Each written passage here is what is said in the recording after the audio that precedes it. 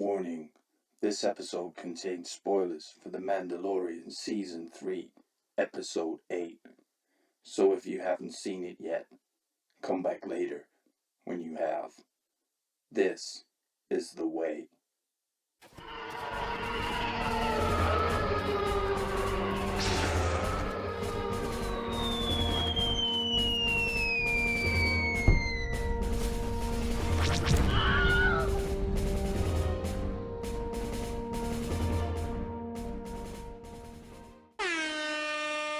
Straight back in the action as Bo-Katan and her group retreat from Moff Gideon's lair as she communicates with Axe Woves on his return to the mothership. The communication breaks as Woves breaks through the clouds.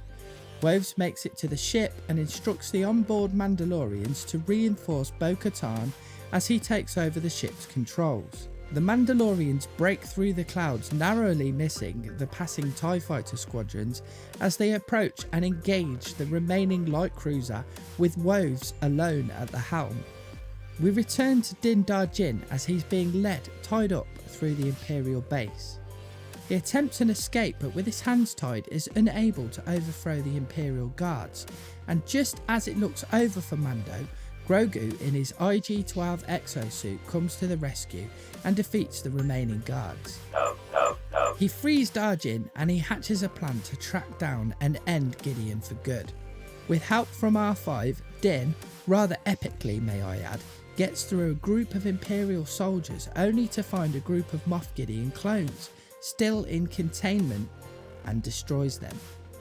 Bo-Katan, taking refuge in the caves of Mandalore, hears the voice of the armourer announcing that her reinforcements have arrived. The group jump into action, Bo-Katan wielding the Darksaber leads her army into battle and engages the Imperials. Back again to Din and Grogu, who finally encounter a furious Moff Gideon, who informs the pair that the clones they have just destroyed were in fact force-wielding versions of Gideon himself. Din and Gideon begin to fight when the Praetorian guards enter and tackle Din to the floor. Grogu gets their attention and draws them away from Din, but ends up cornered himself. With Din engaged with Gideon, unable to help Grogu, exosuit now destroyed and narrowly avoiding harm, Bo-Katan flies to the aid of Din and tells him to save his kid. As Bo-Katan fights away with Gideon, Din narrowly rescues Grogu, making short work of the Praetorian guards. Just as it all looks grim for Bo-Katan with the Darksaber destroyed, Din and Grogu join the fight and manage to back Gideon to the ledge, just as the Star Cruiser, all but destroyed by the TIE fighter assault, crashes into the base, engulfing Gideon and our heroes in flame. But yes. Grogu is using the Force, pulling off his best Yoda impression and shields our heroes as the flames lash around them. The Mandalorians are victorious. After the battle, we see the armourer continuing the initiation ceremony of Paz Vizsla's son Ragnar, but this time at the pools of Mandalore. Din requests the same for Grogu, but as he cannot yet speak, the armourer declines. As he has no parents to give him permission, Din formally adopts Grogu, now to be known as Din Grogu, and takes him as an apprentice. We then see Bo-Katan restart the Forge of Mandalore in front of an army of Mandalorians, all united together for their queen. We then cut back to Din as he pays a visit to Carson Teva to broker a deal where he will now bounty hunt Imperials in an unofficial capacity, and he takes the head of an IG-11 droid as a down payment. He returns to Navarro where Greef Karga has gifted him with his own perfectly Star Wars type ranch to live on, and Din returns a newly fixed IG-11 to serve as a marshal for Navarro. We then see Din chilling on a porch with Grogu playing by the pond, using the Force on a frog. Lovely. The end. This was great Star Wars. I'm sad to see that the season is over, as I've personally really enjoyed it. As for the finale, I really felt it delivered, even though not in any way that I expected.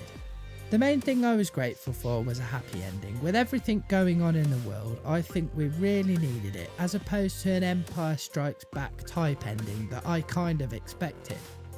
Din has officially adopted Grogu. I mean, it's perfect really. Din has been a father figure to Grogu since the very beginning of this season especially.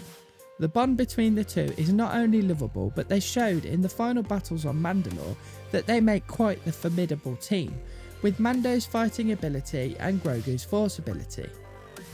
I'm really excited to see what the future of Star Wars holds for these two, especially when Grogu matures and is able to fight on his own. Master Yoda has shown us the kind of skill his species are capable of, but how long it will take Grogu to mature to that level is yet to be seen. Will it even happen in Dar Jinn's lifetime? Or mine for that matter. Bo-Katan has been a major player in this season, and her story has really come full circle, finally reuniting the Mandalorians under one banner. I'm interested to see how much of a role she'll play in future Star Wars seasons. To be honest, there are plenty of characters from this season I would like to see more of, such as Axe Woves, Koska Reeves, and of course the Armourer, who turned out all to be loyal to the Mandalorian cause. There were times in the show that I expected some sort of betrayal from one of these characters, but luckily they remained true to Bo-Katan. I guess we can expect to see more of Carson Teva in future seasons, as he is now, unofficially, affiliated with Mando and Grogu. I'd like to see more of him in the future, especially with some of the company he keeps, and nice to see a Dave Filoni cameo at the bar. The final scene of Din Djarin and Din Grogu chilling at the ranch almost beautifully tied up the story of the lost cowboy who walked into the bar in the first episode of this space western. He has gone from a morally challenged loner to a somewhat responsible father in these 3 seasons, and as a father myself, I relate to how much a child can change your life for the better. I'm not in any way suggesting I take my kids with me on deadly space missions. I do them alone, but I can appreciate the bond, as I'm sure many others do. What was missing from this episode? Well, no Jedi as I had hoped, but having said that, Din Grogu made up for it with his use of the Force, as did Bo-Katan with her all but ill-fated Darksaber duel with Moff Gideon. Is Gideon dead? Most likely, but perhaps one of his Force-sensitive clones miraculously survived. There were other cameos I had hoped for, but the story just didn't need it, so it's safe to say that I'm satisfied. I'm more than looking forward to the up-and-coming Ahsoka series, due for release in August on Disney+. This is the way.